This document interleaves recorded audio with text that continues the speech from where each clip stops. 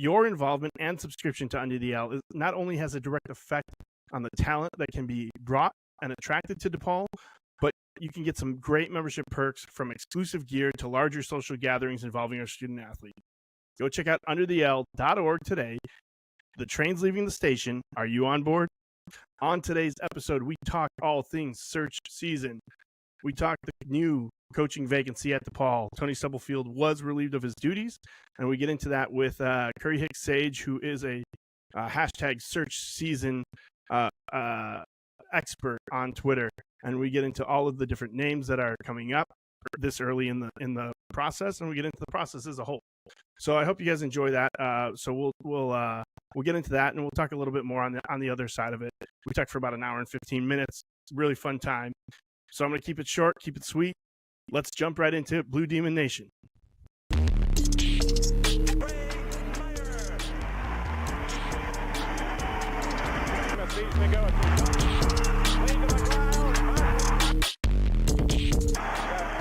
Look to his shot.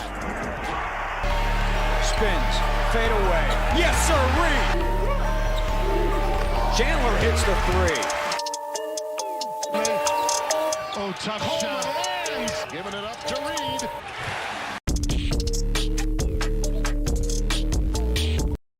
Welcome into the DePaud, a DePaul Hoops podcast.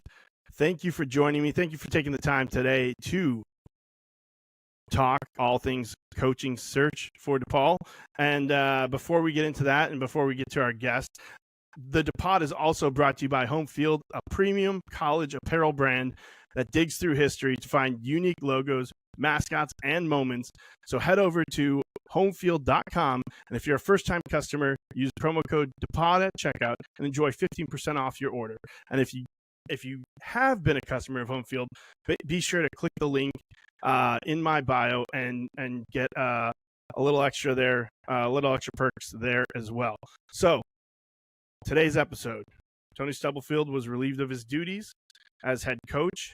Great guy. I appreciate the time that we got to spend, interviewing and things like that. He was a really awesome guy, but it was apparent that a change needed to be made, and Dwayne Peavy did that. So now we're left with a vacancy at the head coaching position for DePaul, and we've got a lot to talk about. So without further ado, I'm going to toss it over to my interview with Curry Hicks Sage, the Twitter coaching search firm himself, the man in the whole space for all of you guys to enjoy. It's an hour and 15 minutes long. Sit back, relax, and enjoy.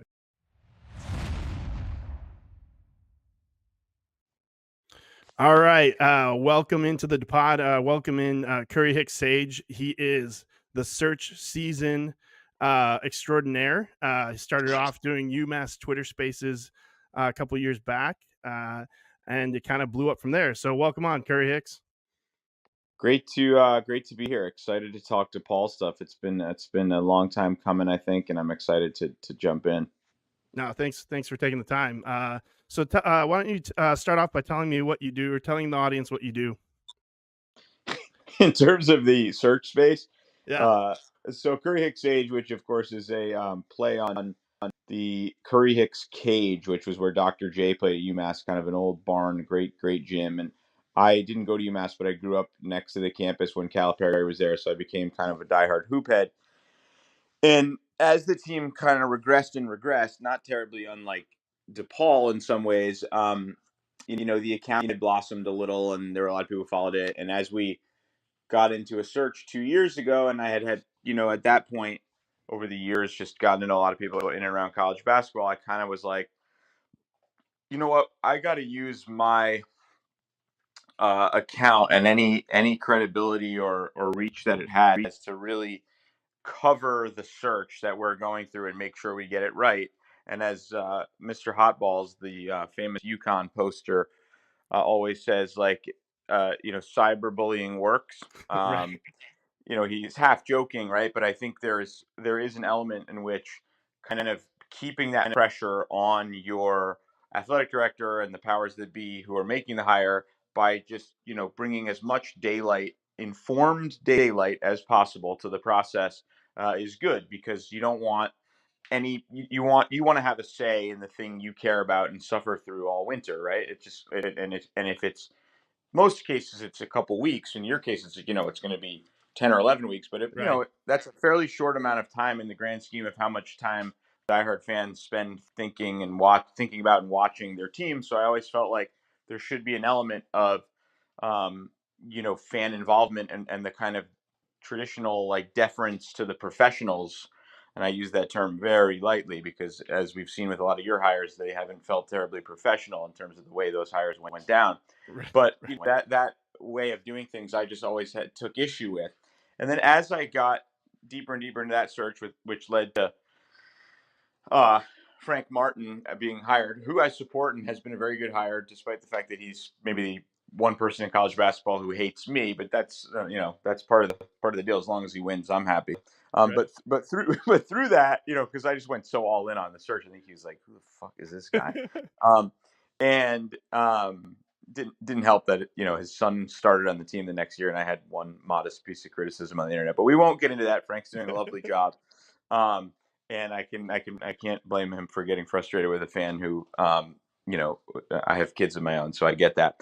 But needless to say, after the show went down, it gained a pretty good following, and we were getting a lot of numbers each night. And I noticed after a little while that most of the people listening were not actually UMass fans. They were people kind of in and around the college basketball industry who were trying to track the coaching carousel, because of course, if UMass fills it, that means that South Carolina. It's like if who's going to bring on his staff, and then and so they're sort of trying to glean little information, and then as I was doing it, a couple fans, and I got to give some of them credit, because some of the UConn people who historically were a rival of UMass were like, "This show is really good. You should just do the whole country next year."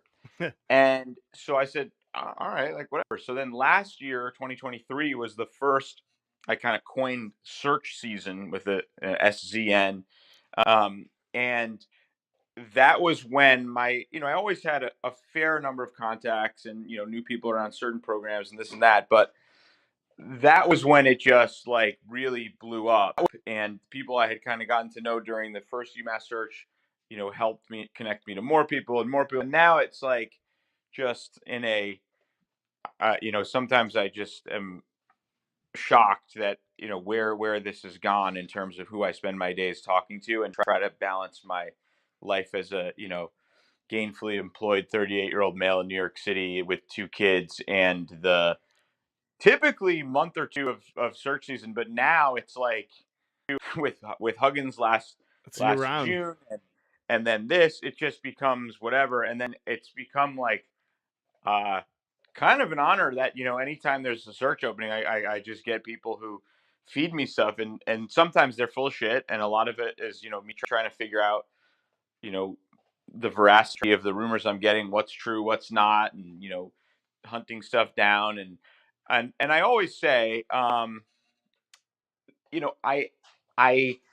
I'm not a straight journalist. Like, I will tell you tonight, I'm sure as we talk, there are candidates that I've always been fascinated by what it takes to run a college basketball program, and I've always been fascinated by what uh, information and kind of factors go into making a decision on who should lead it, and kind of the politics and power dynamics and kind of palace intrigue behind all this stuff. It just combines a lot of my interests, even outside of basketball. And so, but I've never professed to be, like doing some independent, completely impartial, objective journalism. Like I will, there's journalistic component to it in terms of the information gathering or whatever. But I'll tell you, like, if I think someone's awesome or someone's like horrible, and I think there's a very subjective, evaluative element of this, and I ultimately want programs like if people are like, "What's your agenda? Why do you pursue this so much? Like, what's your angle here?" And I think, and this is a very long-winded intro, so I apologize. No, it's totally great.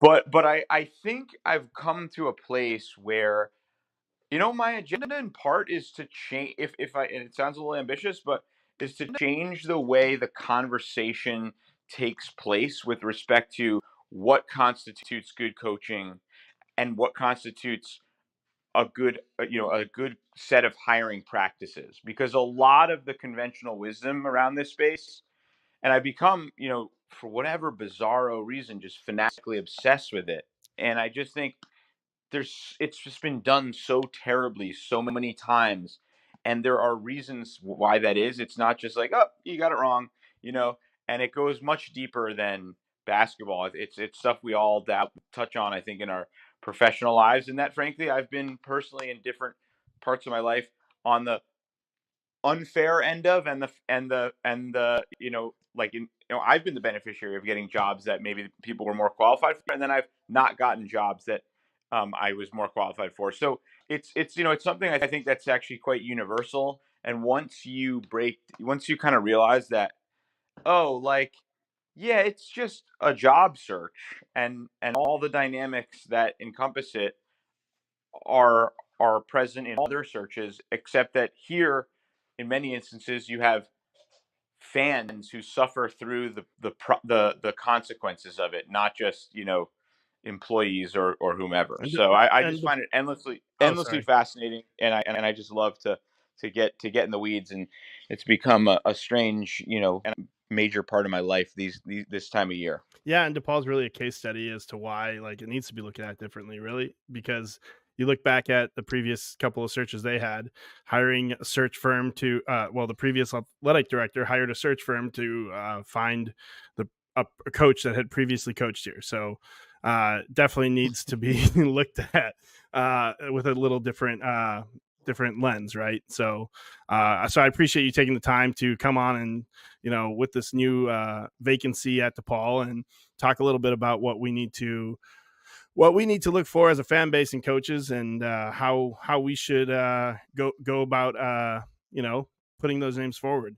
Um, yeah, Yeah, and I should say, with all this stuff, my dad always uses the phrase, there's a lot of ways to skin a cat, and I think that's true. There's not one great way to hire a coach, and there are competing theories on how to do this. And I think every job, one of the things I like about the search space is that every job's a little bit idiosyncratic. They're all a little bit different, and there's certain factors that you know are more prevalent at some places than others, and I think it's case specific. So I don't have like one abiding philosophy. I think that what I would say for and by the way, I take seriously what I say, because I want to be unlike, I think, some of the search firms and some of the hiring managers, i.e., athletic directors. I want to my words, like, I want to gain my credibility by having been right, ultimately, right? So I think, use this against me if I fuck it up, and I'm sure some of these searches I will fuck up, but I think you know that's kind of like where I'm coming from. no, absolutely. And when we first started talking about this, we talked about DePaul and it being a unique situation because there's so much potential, but it's also been where it's been for the past 20 some odd years. So what do you think? So why don't we get into that and start talking a little bit more about the DePaul job specifically, and what you think the approach should be? Yeah, so DePaul's an interesting one. I mean, it's one of those jobs that there's kind of these, like, sayings that people throw around, and that have some truth and are kind of just also, like, they're pulled out of thin air. And then it's like, the conventional wisdom is like, it's a sleeping giant because it's the nation's largest Catholic school. It's in the city of Chicago, which is a hotbed for basketball talent, and it has some history. It has a nice new arena. It's building a practice facility, as I understand it, and it's the marquee sport at the institution. So that's kind of like and you tell me if I No, get you any of nailed this it. wrong, Nailed since it. you know your school. But that's like the conventional, very surface level conception of it. I also think with all these jobs, and this is a good example of it, you can really flip that on its head and say those things, many of the things to which you alluded, are actually the reasons it's not been a good job, right? Yep. When you're in Chicago, where there's a million other things going on, and people leave the city to go to Big Ten schools and think of that as like the archetypal college athletics experience. Um, it's like the Chicago thing in some ways is also a detriment, right? Because so the convention was like, oh, it's Chicago, but a lot of kids don't want to stay home; they want to get away for college, and um, and also then the size of it, right, becomes a little bit of a challenge because it's not the same sort of like small unified community like a Providence or a Butler where the very identity of the institution is predicated upon the quality of its basketball team, right? Right. So some of the very things that are presented as assets can actually be challenges, which is not to say that there's not great potential there. I'm just saying I think to some extent, DePaul's size, urban location, Chicago ties, given everything else that goes on there, it is not. It can maybe in some ways hurt it, and even like I do think that arena is gorgeous, but I've never fully understood. I got to say from afar, and feel free to enlighten me, but I've never fully understood why it's so far off campus. Right. Um, and that makes it, I think that makes it a little bit, sets it up for a dynamic where you're like a little bit more. It can be great if you become the team of Right. Chicago, Yeah, that's right? the thing. As far as the campus or the location, proximity to campus of the arena, there was multiple locations. I mean, this was a conversation when I was in school, from '07 to 2010, where people wanted it on campus. People were trying to figure out where to go. Should it go to the steel mill that's shutting down? There was, of course, as you know, in Chicago, politics involved, and Yeah, that was like the ROM years. I remember following it vaguely from afar, where it was like, right, it was like the ROM years, and there was all the, um, there was all the stuff with Wintrust. I can't yeah, remember. It was like a whole big thing. there's a whole big, and I don't want to upset the apple cart too much by getting into that because that's a whole another Yeah, by all episode. means, Yeah, don't. yeah. So definitely, there's that stuff at play with the location of the arena, but yeah, everything you said is absolutely accurate. Where it's harder to build a community, but I think too, like what I have noticed, I should say, in the past 2-3 years, is it's getting there from what the work, the work that the athletic department is currently doing, building the inroads within the university and all that, and with the students and faculty, it's getting a lot better. It's in a better spot than where it's been before. So there's a positive there. But yeah, no, I And how far is it, by the way? How far is it from campus? think it's roughly like 3 or 4 miles, 4 to 5 miles actually. I think it's. But like, on the trajectory, did you take the train? Like, what's the? Yeah, so what the university does take coach buses for the students. They bus them there free. Well, it's included in like their tuition, so it's not necessarily Got free, it. but Got it. Yeah. free for lack of a But better. they can get there. Do they? Do they get there? You get on the bus and you get there in Uh, uh 20-30 20 minutes. minutes? Yeah, That's 30 minutes. That's that's not not. quick. Yeah, no. I would say 20 minutes probably on because at least right now, because a lot of games are at 8 o'clock at night or on off times on the Yeah. weekends. But yeah, so probably 20 minutes realistically. Got it. Yeah. So yeah, but you made good points as far as like the city could be detrimental. The size of the university could be detrimental, but let's talk about the opportunity really then for a coach. What kind of coach you see fitting in this position?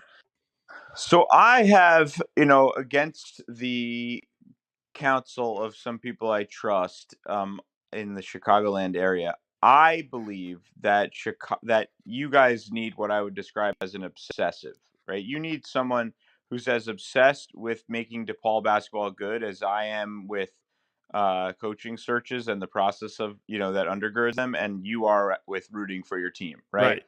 You need someone who's just thinking about this almost in a what I would describe as a borderline Aspergian way. I don't mean to knock our friends in the Asperger's community. I'm just saying like there's an element of this where it's become so hard to win there that becomes self-fulfilling at a certain point, Sure.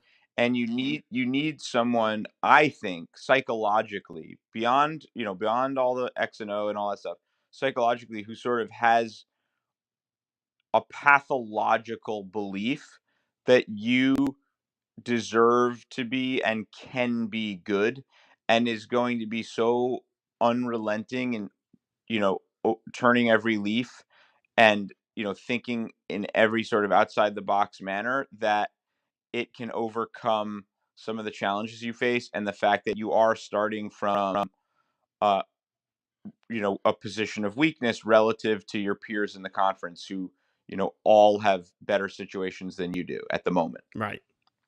Right. So it starts with an obsessive. And I think that doesn't, now, obviously, in an ideal world, there's an obsessive out there who has incredible Chicago ties, great relationships in the NIL world, in the booster community that can help raise NIL funds and, a million other things. But I think that, to me, implied in the obsessive is someone who's actually done this, someone with head coaching experience, probably at somewhere less prominent, because if they were at somewhere more prominent, they wouldn't be coming down to DePaul. Let's be honest. Um, and yeah, so I think that's the profile. I am leaning toward on your job right now. Doesn't mean I can't be convinced otherwise, but that's, I've kind of tried to. And there's people I trust who have told me, no, you have to get Chicago. And I'm just like, they've tried that before. It hasn't worked. And, I'm just not sold on that idea. Yeah, and the hard part for me is, while I understand the fact that like people want to pursue Chicago ties, and we'll have disagreements within the fan base on this, of course, but the reality is, basketball has become so borderless with AAU and guys going to prep schools and leaving their town, and really there's not that sense of pride anymore like there was in the 80s, right? There's no, I want to stay home and I want to win for my city. And that's kind of gone by the wayside a little bit, but A a lot. lot. And Yeah. by the way, I had a really interesting source from the grassroots basketball world make the point to me yesterday. He was like, first of all, what a lot of people who are sort of pushing that, like, you need to get Chicago kids thing, aren't getting is A, that over the last bunch of years, 10, 15 years, because of a million different forces, including changes to the city population, gentrification, a million other factors, you have kind of the Chicago kids and then you have Chicagoland kids, Yep. right? Chicago area kids. And not to say that both of those wouldn't be interested in DePaul to some degree, but it's more fractured than I think people appreciate. And I think the people who say you got to keep Chicago kids home, what they're really saying is you have to maintain good relationships with two or three prominent AAU programs in town. And I don't disagree because look, DePaul's is always going to be, especially in the portal era, it's always going to be a great home for second chance kids from Chicago who it didn't work out at their first stop for whatever reason, and then they want to come home. So yes, but you can do that through, bringing a recruiter on staff who has great ties with those people, and deferring them on some things, and build. And also, I also just believe, like, look, and some people will say this is old fashioned or naive of me, but I also believe in just the power of building great relationships once you arrive somewhere, Right. right? And if you have someone who has that kind of obsessive passion for something, I think that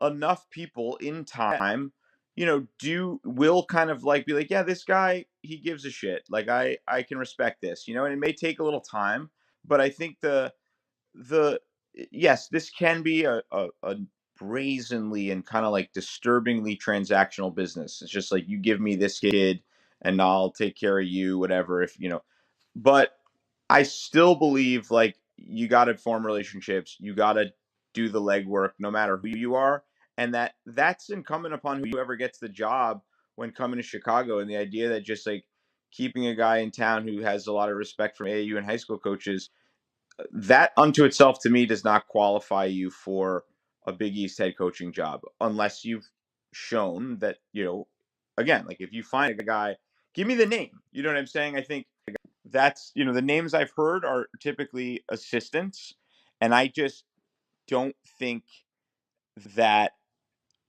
Sorry, when I say the names I've heard for that kind of like Chicago connected dude Right. are typically high major assistants from the Chicago land area, and it's like, maybe they would be great, maybe, and I could be wrong, but I am so obsessed with the belief that you cannot use DePaul to do on the job training when it comes to learning how to be a head coach. Now, and I really mean this.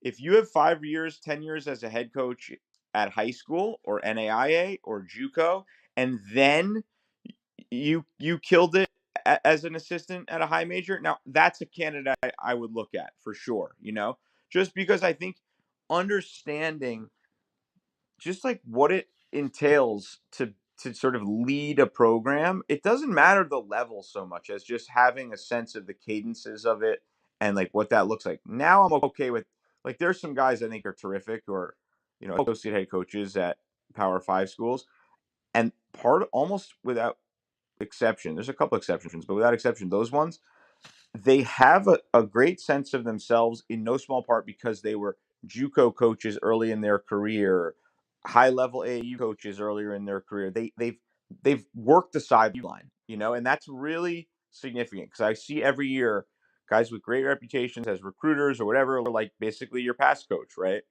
And it just so rarely works, especially the higher up in the game you go.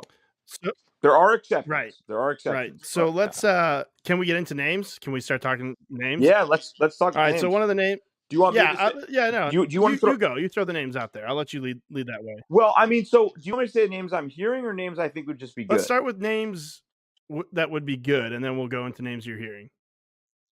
Yeah, and I guess at And if this there's any point, because I've overlap, been right? immersed, there's a lot of overlap. It's like it's basically just my DMs are a flurry of activity of like rumors and whatever. Sure.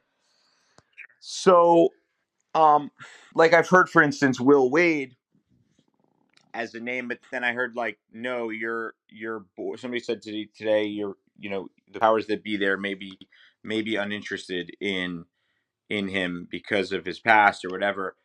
I don't know that that's true or not. I think he's the best. Whatever happened in his past in terms of which frankly all that stuff is basically legal Right. now. I can't even remember the details of it. So now he's at McNeese State. There's a 2-year show cause penalty. I don't know what that actually entails. He had to sit out the first 9 games of this year. I don't know what that would mean if he were to get hired at DePaul next year. I do think he's a fantastic coach and would 100% win there and be unafraid of going up against the big timers in that league, and has tremendous recruiting ties all around the country and gets his guys to play super, super hard. I also think, Louisville might be intrigued by him. I don't know that West Virginia would, but I mean, there's other jobs where he'd be more than qualified. He was really good at LSU. He was really good at VCU. He was really good at Chattanooga. He's won everywhere he's been. He's been at Harvard, I think, as an assistant. So he's done it at all different types of levels, and he's very good. There is some rumors that there's no interest in him on your front at this time. I would also caution that I think all the stuff I've heard about who they've talked to thus far, I'm kind of the mind that it's all meaningless because the next 2 months are going to introduce us inevitably to all sorts of candidates because March Madness is going to happen and people are going to get enamored by this coach or that coach. And so who's hot right now? It's a little bit like picking stocks, Yeah, absolutely. There's guys that are hot right now and they might lose 6 of their last 7, and there's things like, just around the country that will like Arkansas is tanking all of a sudden. Does that mean Musselman tries to get out of there and goes and gets Louisville, and then Arkansas opens, and the guy you're looking at, Will Wade or something, goes to Arkansas? You just don't know that the carousel will spin, and I think that all of it's wise of PV, 100% wise of PV to be having all of these conversations early so he can just get a sense of the landscape. But then there's the second element of this where it's just like, oh shit, the carousel's spinning and all the other jobs are opening and guys have options now, Right. right? Everybody will take his calls right now, Will they take his calls on March 14th or whatever, or March, what's the last selection Sunday? I think it's the 17th. 17th, Yeah. so that Black Monday they call it in the industry, like that next Monday where all after Selection Sunday where guys who didn't make the tournament or whatever start getting clipped, or you make the NIT, you lose that first Tuesday game, and so yeah, it's great that he's having conversations, but we should just have the caveat that it's all going to change between now and then. So Will Wade I think is a very intriguing name, and then I think beyond that, you then have the more conventional kind of retread or what I would call soft landing Right. guys. So the soft landing camp is kind of a guy who may or may not be on the verge or a year away, maybe two even from getting canned, and he sees the writing on the wall and tries to get out and get something pretty decent before he leaves with having gotten fired on his resume kind of thing. Or just someone who's been fired in recent years, but is basically still pretty good and maybe got fired from a place that was like has unrealistic expectations. So in the former, I've heard a lot of Bobby Hurley rumors swirling. So he's at Arizona State.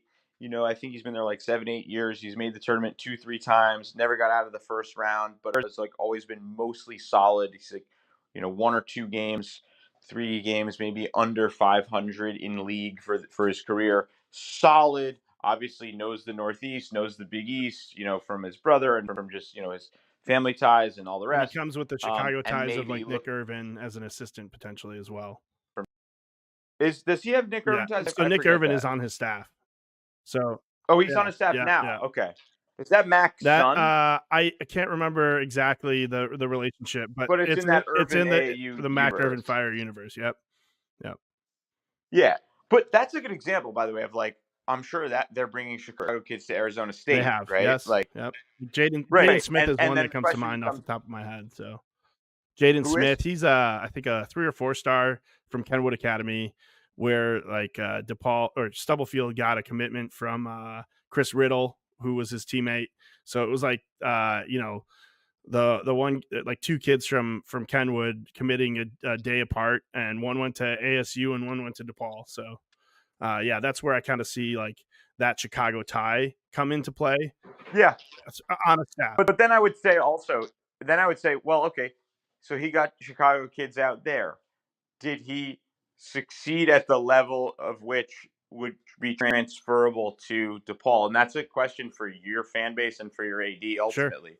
But I think that, look, and Bobby Hurley was good at Buffalo, um, and got that place humming for Nate Oates to then take it over and have success of his own, or was it the reverse? I forget. Yeah, it Yeah, was I that. think yeah. But anyway, yeah, like that name just I'm gonna be honest. Like I said this to someone today about Bobby Hurley. I go, if you've listened to the Bobby Hurley interview on Pardon My Take from the Final Four last year, great Yeah. interview by the way. I literally said, and I was really not even half joking, maybe an eighth joking. I said, Bobby Hurley is a little too chill and normal and kind of like self-effacing and like for the DePaul Yeah. job. And I'm obviously a little bit joking in that, right? Like he can coach, he's got pedigree, you could do worse. But does he fulfill that kind of obsessiveness that his brother has at UConn, right? And this has been written about, and it's dangerous to get into kind of armchair psychology, but it's been written about a little bit of like, Bobby had more success as a player. And then Danny really came into his own as the better of coach among the two. And they've also said they don't want to ever coach against each other. I never buy public declarations of that sort. I think people's minds change, and what they Of tell the press, course. is subject to the vicissitudes of the moment or whatever. I don't know if I used that word correctly, but let's hope I did. And so I just think like this guy is a little too sane to go take that job. Also he's been out in Arizona for like 8 years. That's a lot of sun, and can you do it on a cold day in Chicago? Right? Like, and so look, could be worse, but it is to me that's kind of your soft landing candidate, maybe even retread if he gets, depending on how his year ends at ASU, if he were to get run, which probably isn't likely. Right. But anyway, then the other one in that camp whose name you hear bandied about is Chris Mack, who was really kind of, I don't know if he got a raw deal at Louisville, but I mean you take away, like, he's still a very good coach, and he was pretty good even at Louisville. They just have incredibly high expectations, and I think some things were going kind of south off the court. I don't know all the dynamics there. It didn't sound great, but it never is. And with time, fine, who cares? Not a big deal. And he was great at Xavier. Now the question becomes, I think he's still got a lot of buyout money that's owed to him, right? Yeah, I heard that it's like April this year that it's over though. I heard. I don't know if Oh, that's all true, right. but I heard. Okay, well, that's interesting too, timing wise, because sometimes they want to wait till the actual end of the day. And if you get hired March 29th, there's implications. Anyway, he's good. Again, he's done Xavier and DePaul and Louisville have, particularly Xavier actually, spectacular infrastructure in place to be successful. Spectacularly good. There's a reason Sean Miller took that job, right? Right. And what's his name? Who was there between Mack and Miller? What's his Yeah, name? Travis Travis Steele. Yep. Steele, Yep. was it?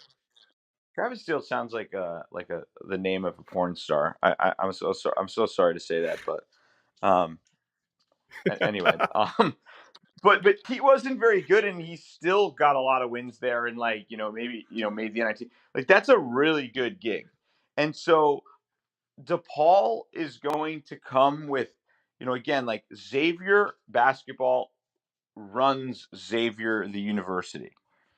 DePaul, you're navigating different dynamics. The centrality of basketball to the campus profile is not what it is at Xavier, I think. And so you just don't, it's like I watched Archie Miller just absolutely kill it at Dayton. And then he didn't get it done at Indiana, and now he's not really getting it done in the first 2 years at Rhode Island. That could change, but you just then start to wonder, well, yeah, he's good, but Dayton's a really good job. Anthony Grant couldn't win at Alabama, and he's a top 20 Right. team there now. They sell out every game. So there are situations that, and so I think someone who's been accustomed to some of those things, do they have the, not to say they can't navigate, all the whatever administrative dynamics, bureaucracy. I don't know all the specifics of your school. You would know that far better than I would. But, like, does that, I just haven't seen him do it at those sorts of places, and so I always wonder that. And then he's a little older, he's got money, like he's just I do again I don't he's a good coach. I'm not trying, Yeah, it's not no, it's not about him. I I think just I get what you're saying. Like they all have Yeah. they all have that infrastructure. Whereas like DePaul right now is trying to get to that, right? That's the model that they're trying to get to, where they've got the school behind them, they've got the facilities, they've got it all, the NIL built up. That's the model that DePaul wants to get to. So Mac doesn't really have that. He hasn't built the program, right? Like he's done well where he's stopped, but he hasn't built something from the ground up. He also did it basically in like he was sort of just at his last stop came kind of at the beginning of the Right. Yep. NIL era. And things have changed a ton the last 2 years, really. But yeah, so okay, yeah. So then let's get to the obsessives, right? The kind of, and the name that keeps coming up, and I should note that Trilly Donovan, the prominent other burner account, I guess. I mean, plenty of people know who I am. I'm not like Trilly, who's a completely incognito force in the world.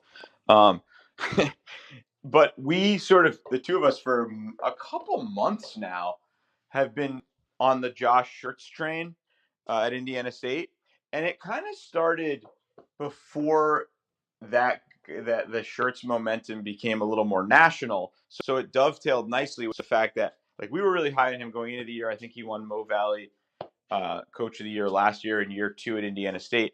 But then he just, like, if you've watched them, they're just unbelievably fun to watch, and they're top of Ken Palm for like every offensive category. They run such a fun system, and they're just a very, like, every year as a kind of college basketball sicko, I find different teams that I fall in love with. Last year I really loved Colgate's offense. There's just different teams every year, but Schertz is my guy at the moment. I just find him to be electric. I find the offense they run to just be electric. He's kind of this just kind of stocky gym teacher looking guy who is in such amazing command. You watch him on the sideline, and it's like watching a classical music, an Like his orchestra Boston Pops, maestro yeah, just definitely. He's just conducting, like this offense that, runs it's all run through this like 6'10" goggled Chicago suburbs kid who's, a little bit heavy set, and he's like the Jokic of the Mo Valley. Um, and it's just like the way they create, the lanes they get to the basket, and the wrinkles that come out of it. And he really lets them play too. There's like clear principles that are undergirding it, and yet he gives them a lot of freedom. It's like a perfect combination for the modern era. It looks a lot more like NBA stuff. So that has just been a thrill to watch. And that program was really bad for a long, long time before he got there, and he flipped it quick. And critically, and this is a bias of mine, I don't know if I've said it tonight, but he was a spectacular D2 coach for a dozen years. Basically turned a kind of random school in the kind of East Tennessee countryside. I think it's called yep. Lincoln Memorial. Well, Maybe that's I don't know how to pronounce the yeah. name of the town, but Yeah, Herigoti or something. something. And just like a random place, right? And like he turned that place into a straight up Division II power. And um and people in the game, as I got into the search, season stuff, people were telling me about this guy. I think even when he was in D2, but certainly like right when he came to Indiana State, they were like, that was a really good hire. And so I was like, whatever, I'll. And then last year they broke through in year 2, and so you look and you say, this guy's been essentially the only years he's been 500 or below were his first year at Lincoln Memorial and his first year at Indiana State. And by year 2 of everywhere, that culture was in place and they were humming. And now by year 3, they look like kind of the FAU Right. of Yeah, last year, absolutely. right? And I think interestingly, like you look at FAU last year, because I think Dusty May is one of the best coaches in the country, but Dusty didn't get it really, really humming at that level till year 5. They gradually climbed. But you stop and say, well, Dusty was an assistant at Florida before, and other places before he got his first head job. Whereas so it takes a little while to just kind of get that head coaching Yeah. groove. Whereas Shirts had done it, and so some people are always like, I've been an advocate not for DePaul but for other places to go straight to a D2 guy, and they'll be like, oh, it's such a learning curve. Well, you can't say that with Shirts. He's done the 12 of D2, fine. Because like there's a guy, Ben McCollum, that I became obsessed with on my show, who won like 4 straight national titles in D2 at Northwest Missouri State. And I was like, this guy's the guy, blah blah. And everyone's like, no, you can't make the jump from D2. Well, in the case of Shirts, he's already made the jump. So the jump from D2 to Mo Valley to DePaul, I think is appropriate, right? And he's done it everywhere. So that's the name of in the obsessive camp that I really like. And then let me just go to my notes, because there's been some people sending me DMs on like who's getting thrown around. Apparently, Denzel Valentine at Loyola has had his That's a name bit of a thrown head around. scratcher. He hasn't had like At, a ton of success there. they struggled a lot Yeah. last year. He took over Porter's group. I guess 2 years ago they were pretty good. I think in year 1, then they moved to the Atlantic 10. Struggled a little. Or no, No, wait, is this this is year 1 in the year 2? Oh yeah, you're right. Yeah. Yeah, so year 2, he's been much better. And frankly, I mean, I watch them because I'm Yeah. an A10 guy. They had a lot of like unbelievably like close losses last year, and they looked okay. They just couldn't make shots, but they moved the ball. They look coherent. He's really young, is really plugged in, and they are good. They've turned the corner a bit, and he has a really good rep. Again, like if you've got 2 years of experience as a head coach, I just don't think you've seen enough of the sorts of wrinkles that you're going to encounter at a DePaul in terms of adversity on and off the Right. court, right? And you got to remember, like, yes, the A10 has really good coaches too. But the Big East right now is among the greatest collection of coaching talent college basketball has ever seen, you Absolutely, could argue, absolutely. right? I mean, Butler has a guy who's been in national title games. You've got Rick Pitino, or maybe the best coach ever. You've got, you know, Danny Hurley, who's maybe going to win another national title this year. You've got Shaka Smart, who's been made a Final Four, and then was at Sean Texas. Miller Like, I too. mean, Like it's it's just just yeah, absolute. it's what do you call it? A murderer's row of coaches. Yeah. And so like Denzel Valentine, in a similar way to when Providence hired Kim English this year, I was like, yeah, I think Kim English can coach. He'd been at George Mason for 2 years. I was pretty impressed. He did some good stuff. But it's like he's 35 and it's the Big East. Now, there Providence has one of the top 5 practice facilities in America. They have an unbelievable NIL situation. Their arena at the moment is among the toughest to play in the country. I'm actually going. I've actually never been, weirdly, as a guy who's from New England originally, but I'm going to the Georgetown game this weekend. Um, and but the point is, like, they have so much in place already. And again, it's a place where basketball runs the school. And I think that's not the case at DePaul. Having someone who's kind of done it weirder places and has encountered, the sorts of adversity that you do is helpful. So I'm not opposed. He's good, but I also not sure like it makes sense for him. Like I think he Yeah, can where he's win at. Yep. a couple more years in where he's at, and um, and then I'm trying to just see because somebody just said I'm looking at this text. Who is my brain is fried, but who is Simon. Simon? Oh, he's at hold on. I'll tell you in a second. I was just looking at it. Yeah. Todd Simon, he's head coach at Oh, Bowling Todd Green. Simon at Yeah. Bowling Green. Yeah. Good coach. Good coach. He did it at Southern Southern Utah Utah. for 7 years, 6 years, something like that. Yeah. So that's the kind of thing where, right? And I should note, the MAC is loaded with really good coaches who do it with relatively similar resources to their peers. So it's like whoever wins that league is typically like really tough and well coached, and they've had to earn it. I'll tell you, like Todd Kowalczyk. I don't know if there's any interest in him. It's not a name I've heard thrown around, but Todd Kowalczyk at Toledo, like they are awesome every year. And he is one of these guys, he's probably pushing 60. He is one of these guys who's just never won the MAC. And they've won the regular season like a zillion times. They don't win that tournament, and then he doesn't get the attention and he doesn't get out of there. And I will say, you look at Rutgers, which is Sure. similar to you guys and Steve Peichel, who's now really got it going there this year, kind of notwithstanding, but they have the top, Right. 2 of the top 5 kids in the country in their next recruiting class. He was at Stony Brook for a long time, out on Long Island, a smaller D1 school, and they would win their league or come in second, to Vermont. Like they basically like not win the conference tournament.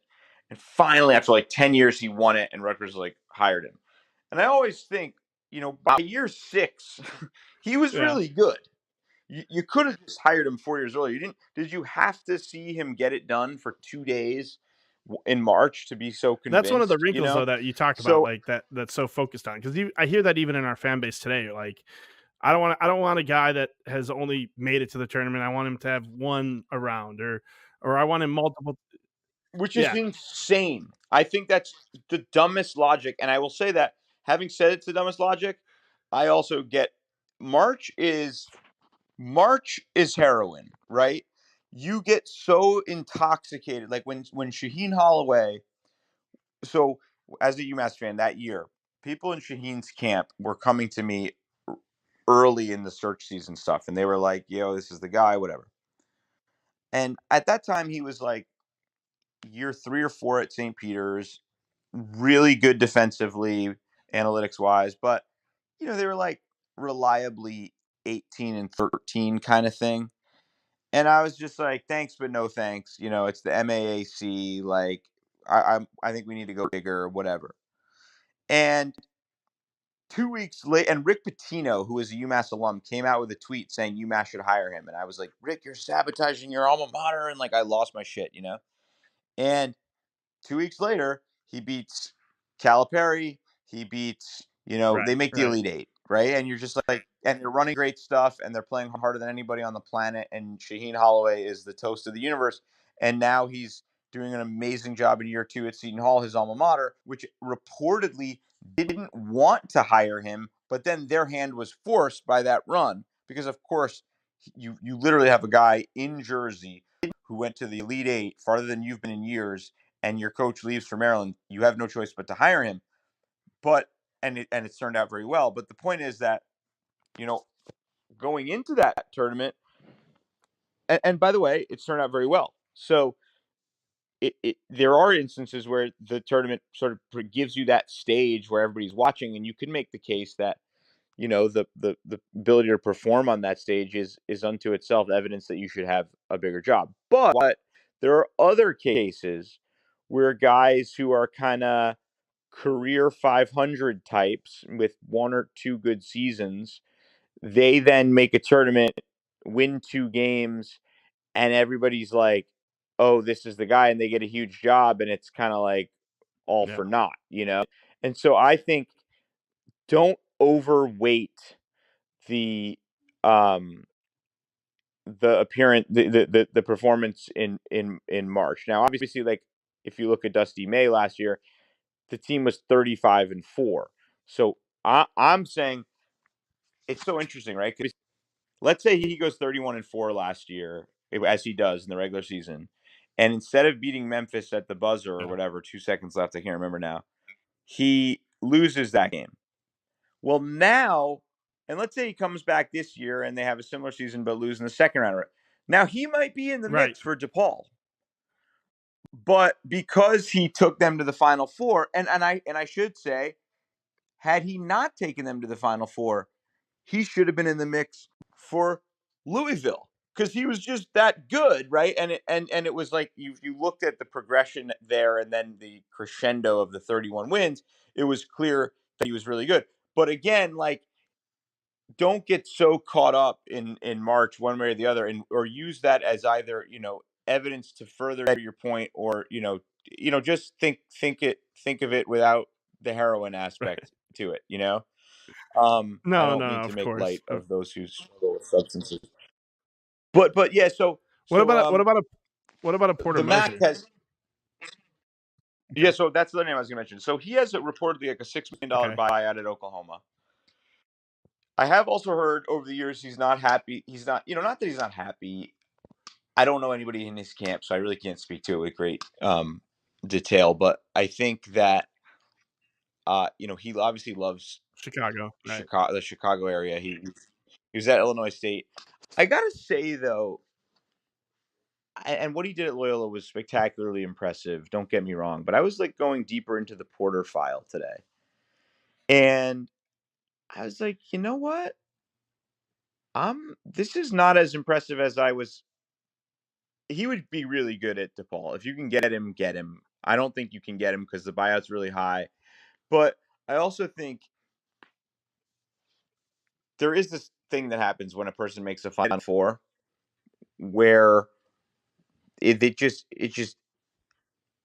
elevates them to such a degree that it like I've told, Yeah. I think on our DMs, I've told you I think this guy at Kyle Washington Smith. State, Kyle Smith, is a spectacularly good coach. And the reason I think is not really because of his record, although his record for his career, I looked today, is better than Porter Yeah, I couldn't believe that Mosier's. when you told me that. And Yeah. Yeah. shocking, right? And he's done it at arguably harder places. Um, and he's never been to an NCAA tournament. So there's a Paul fans listening who aren't college hoop sickos are saying, well, then why would you ever consider him? What do you mean he's never been to a tournament? Where's he coached? Well, he's currently at Washington State. I think they made a, maybe even one or maybe made a Yeah. NIT final under him. In the last like 37 years or 40 years or whatever it is, there's only 2 coaches at Washington State who've made the tournament. And you think, oh, it's a Pac-12 school. I mean, not really. Well, first of all, no one's a Pac-12 school anymore. But who's made it? Tony Bennett, who would, Virginia. Yeah. then, of course, Virginia, right? And Kelvin Sampson. I think a top 3 sport Absolutely. guy in the sport in like 87 or something. So whereas like Ernie Kent, who made a bazillion tournaments at Oregon, never got it done, right? And so you look at Kyle Smith, a place that has. I'm looking last night, like literally, they beat Utah. Utah's like a top 25 Ken Pom team going in. They beat them by 20 in Washington State. There's 2,600 people at the game. Utah's really good. They just beat Arizona. They're 47th in Ken Pom, but the reality is they probably will miss Yeah. the tournament, once again. This is a guy who took University of San Francisco to third in the WCC, which means nothing unless you're a Right. college basketball sicko. But think It's about that league. Gonzaga, St. Mary's, and That that's means that it. was when So yeah, that's great. And BYU. and Okay. BYU Yeah. was in it Yeah. at that time. So for anybody to come in third, that's not one of those 3 teams. It's to me that's like winning a Absolutely. Yeah. championship, And the reason I know of Kyle Smith is because I live very close to Columbia, which is just always the dregs of the Ivy League, and I would love him to be good because it's just my nearby.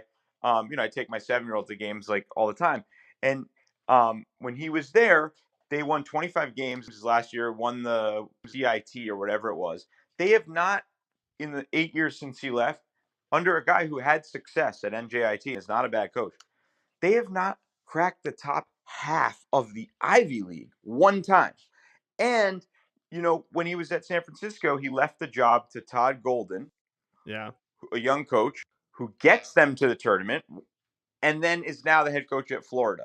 So I just note this because, and again, like Todd Kowalczyk, another example, a guy at Toledo, he's won an unbelievable clip, much more than Kyle Smith, but they've never won. Now it's arguably an easier job slightly, but Right. it's still Yeah. Toledo, right? And he's just never made a tournament. And the other guy in that league that's good is Senderoff at Kent State, who's seems like a little bit of an oddball, but I don't think he's ever had a season under 500. They won the league last year. So, and then, the guy, John Yeah. Groch, Yeah. or, Yeah. who is at Illinois, I think that doesn't play, unfortunately, because you guys there's people in the city that have a memory of the Illinoisers, but he's killed it at Akron. And Jeff Bowles at Ohio is another guy who's won. And he's interesting. He made a Sweet 16 one year or a second round, if memory serves, and didn't jump at another gig. And then you're fucked, because if you don't jump and you come back to a tough MAC and don't win it, you're forgotten about and you languish in obscurity. So that's like a tough spot for him. But he was an assistant at Ohio State for a long time, and he can coach. So there's a lot of guys in that league that are good. And No, then I was gonna say. So, yeah, go ahead. so really, what where we're at is someone like a Josh Schertz, Bobby Hurley's on the list. But who would you like? Who's your 1A or your number 1, and then your 1A then for DePaul? At this moment in time,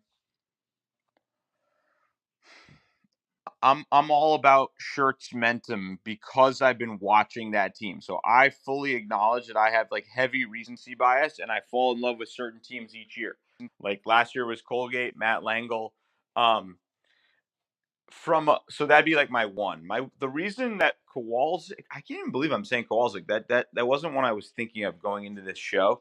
And then of course the recency bias of watching Washington State, beat Arizona and Right. Utah in the last couple of weeks with a team that team, like all due respect, if any Washington State fans are listening, it's pretty clear there's not a dime of NIL there, and because the kid at Bamba or whatever, Yeah. TJ Bamba at Villanova, who got $1 bazillion to go there, right?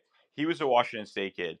And Washington State's like best player is a literal transfer from Idaho, and they're 14-6, destroying top 20 Ken Pom teams.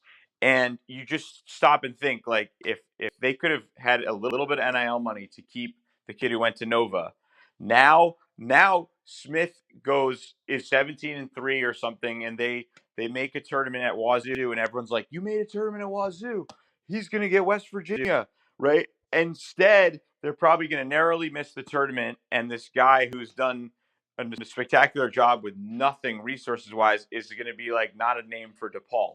So I, as someone who's sort of committed to this idea of like moneyballing it a little bit, um, and I think Okay. he'd be my 1A. I don't know that he even, you know, you know, it'll be interesting to see what happens with Washington State, and like if they go to the Mountain West, like you could argue that that's a better gig all of a sudden, so who knows? But I think like, you also have to look at guys who've won in different regions. I like that about both Schertz and Smith. I think that, and Justin, or what's his name? Not Justin Simon, I think an assistant at Yale. I don't even know why I know that. Todd Simon. Todd Simon. He's the guy who won at Southern Utah, won at Bowling Green. That's like, I think that's noteworthy when you've done it in weird different places. It shows that you can coach, and it's not just like reliance on certain regional ties. So look, Will Wade would Sure. be probably my number one, right? If you could get him. He's proven he's done it. He's an obsessive who's also just really good and has won at a high level. If that falls through, I'd say like Schertz or Smith or something like that. And I recognize that, for example, like Darian DeVries at Drake, like the Missouri Valley is really good. So Darian DeVries is really good, but Drake has been good at other times. That's why I like Schertz. Like what I like about Schertz and Smith, and the reason I note those names and Kowalczyk and names like that is that when you've done it at places that are really hard, you can't look at this in terms of like absolute win totals. I mean, the fact that Kyle Smith in the Pac-12 has more wins this year than a Villanova team with like a $3 million NIL budget, it's like that is just unbelievably. It's also unbelievably embarrassing if you're Villanova. But I don't know if your NIL situation is going to be for real. Then I think you can take different chances here and there. And obviously, if you get Porter Moser, he's got great Chicago ties and he's a hell of a coach. So go get him, sure. But if assuming you're going in the more non-traditional camp, Schertz, Smith, Kowalczyk, Senderoff, and again, then I have to ask you, how much do you think winning not just the press conference, but winning the kind of extended off-season marketing and public relations campaign, how people often are like, oh, don't hire to win the press conference, but the reality is the press conference can be 8 months, and if you really nail those 8 months, you can build a lot of That's the momentum, thing. right? I mean, I How think much that's do you huge think that because matters? the reality situation is the reality of DePaul, right? Is NIL is weak. They need NIL big time.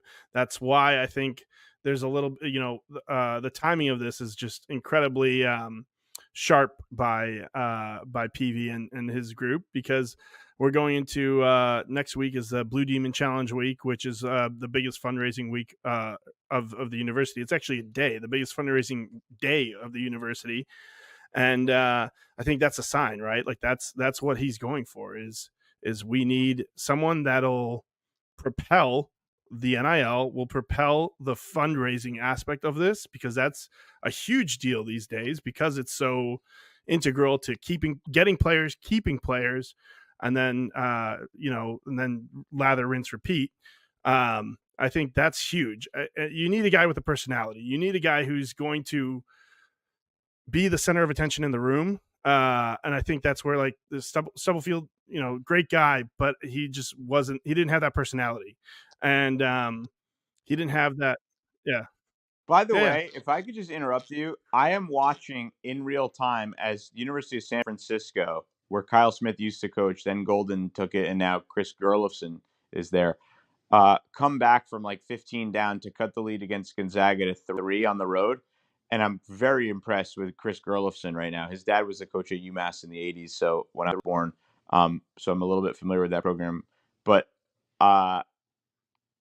they're like That's crazy. 15 Yeah, and no, 5. that's Like San that's Francisco is tough. I mean, but they played at DePaul earlier this year, part of one of the on campus games for the Arizona tip off, and I mean they beat us pretty decently. And they have I think his name's I think they call him Mongolian Mike. Is he at San Francisco? Yeah, yeah, yep, yeah, the yep, transfer from Dayton, he's awesome. But I also heard, interestingly enough, like I heard that they have a really good NIL all of a sudden. They didn't well, there was no NIL when, Smith was there, but then I think, again, just saying it, look yeah, to coaching trees, right?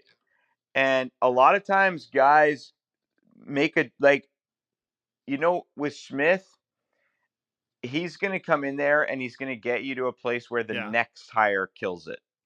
And that's what he's done at San Francisco, where two guys have been really good since he left.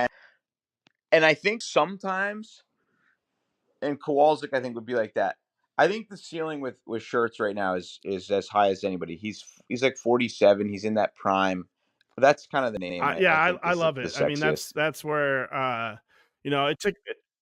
it Also, took me just watch the exactly team. that's Watch them. what happened. Like you mentioned that name a couple months ago, and I was like, nah, like that doesn't like Indiana State doesn't really do much for me. Doesn't move the needle. Then I started watching games, and I'm just like, oh, okay. And then you start watching more and more games. It's like, oh, okay. And Robbie Avila is just unreal.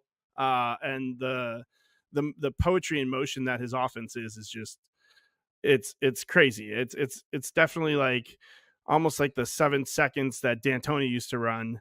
Obviously a little bit slower than that, but like the that kind of offense where just things are constantly moving and you're getting shots up, and that's fun to watch. Buckets matter. So It's really fun to watch, and I think a lot of those kids are coming back and could straight up come.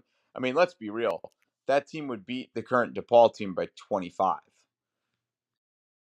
and you can bring some of those guys with.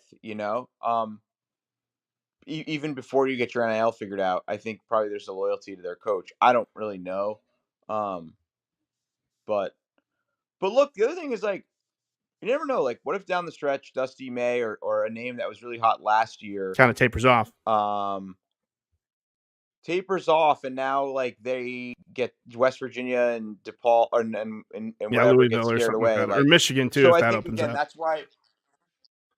Yeah, like that's why all of this is so subject to what happens. And I think the crazy thing about college basketball is like, look, people's stock materially changes a significant amount in a 6, 8, 10 Yeah, week window yeah, all the time. How hot was Eric yeah. Musselman a Really, I year mean, ago? he was the darling, right? He was all over the place. Or Mick Cronin at UCLA, and then you just have, you tank, a half of a season, and everybody's like, oh, like Yeah, forget it. no, Porter Mosier, not that hot last year. Now they're like yeah, top 15. it's a fickle industry, really is, and I get it because there's a lot at stake, and I think I'm excited to see where this goes for DePaul, and I appreciate you taking the time tonight, Curry Hicks Sage, and I look forward to doing maybe more spaces and stuff like that as the months roll along. So thanks again, and I'll leave you with a closing comment. Well, thanks for having me. I'm not really sure why I find this stuff so interesting and why I talk to everybody in this universe now, but it's become a thing, and it's for stuff like this. I just think it's so fascinating, and I would always say this, you know, to your fans, to your listeners, to the fans of your program, don't let the school gaslight you into believing that by virtue of being in this industry, they know that you have no place to play in this and that they should just defer to you. And the reason I say that is not because PV doesn't know what he's doing. He very well may, in fact, may, but he got the last one really, really wrong. And what fans can do if they do so respectfully and within the bounds of reason and not, don't be obnoxious, whatever. But fans can make clear what is and is not acceptable to them. And if there are, there will be names bandied about that will terrify you. You'll say it seems so brazenly obvious. Trust your instincts. You're probably right. There will be some random retread who tries to get in the mix here. I mean, we Yeah. saw like Steve Lapis throwing out Bob Huggins' name. Like that is, I mean, there are people who really will say things that are legitimately 25 years outdated, um, decade outdated, whatever. And there is a little bit of a kind of coaching search industrial complex where powerful people who have connections to donors and the like will pull the wool over your eyes and throw around names that simply are not the right fit for you and may not be the right fit anywhere. And you as fans have to basically be the the people saying, you know, standing, what's the expression, like Yeah. standing athwart atop history yelling stop, whatever. Like that's probably from some like problematic figure and I'm going to get canceled for that, but I don't even remember what that's from. But the point is that, like, you have to be on top of this, right? You guys got to keep your eyes on the prize here, right? And um at a certain point, like, coalesce around what is acceptable and what isn't. Because if the more divided the fan base is, the easier it is, and the boosters and whatever, the easier it is for the decision makers to just do what they sort of feel like doing for whatever reason, and that's when you lose any sense of accountability. Yeah. No, I think it's definitely something that I think a lot of us are keeping an eye out for. I mean, obviously with that Lapis thing with Bob Huggins. That wasn't real, to be clear. I mean, that was Yeah. just yeah. Someone else shout out Kevin Ollie, and I was like, come on, like, look what he did at UConn. Like, yeah, okay, he won, but like, by all accounts, I mean, you ask a UConn fan, and it was an abject failure.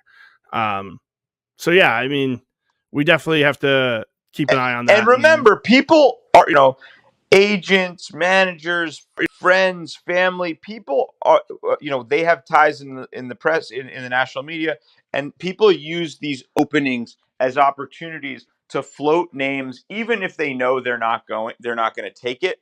It's a way for them to put people back in the public consciousness, because these are the only times when people are kind of thinking about this stuff. So try to, what's the, like, signal to noise ratio or whatever, try to Right. filter out the noise, because a lot of it is just sort of silly business to, but if you guys as a fan base and you have some clout with your people, and like, if you guys can amongst yourselves, and I always think, like, fan bases should take the lead on this. You guys know more about DePaul than any national reporter or even search season sicko.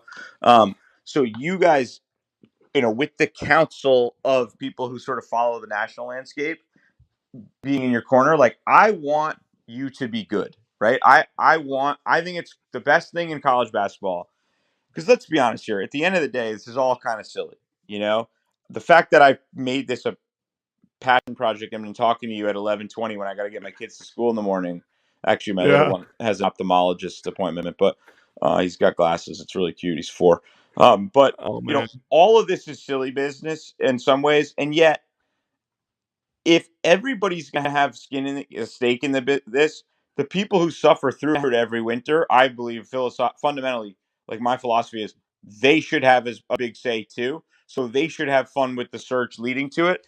And people say, "Oh, well, what do they know?" It's like, well, you're the same duo leading this search. As much as your AD seems to know what he's talking about to a certain degree, he and this search firm hired the last guy.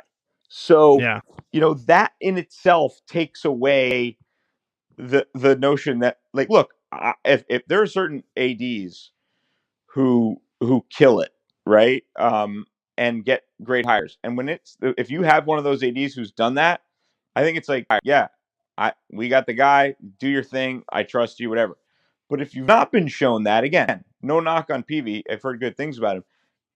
You can't rely on that. Like, you guys have to, there's a grassroots element that it's like when when the leadership of a political party steers it in the wrong direction, the grassroots have to come and right the ship, and Right. sometimes the grassroots are cockamamie and, batshit crazy, but sometimes they have the right instincts. And here I think you guys do.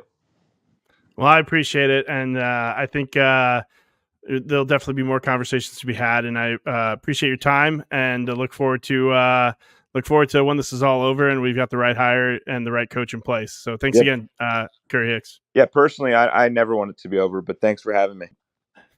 Thank you. Later, guys. Wow. Yeah, that's it's going to be a fun couple of months here to go through all of this coach search and follow along. I mean, things change by the minute in this whole thing. So until there's a name that's out there that's holding up that 24 DePaul jersey next to Dwayne Peavy at Wintrust Arena, we're going to be following it. I hope you guys join me for the ride. I'll continue producing more and more content to go along with it. So again, thank you for joining me. Thanks for taking the time out of your day to listen to me talk to Curry Hicks about the coaching search. And until next time, let's go Blue Demons.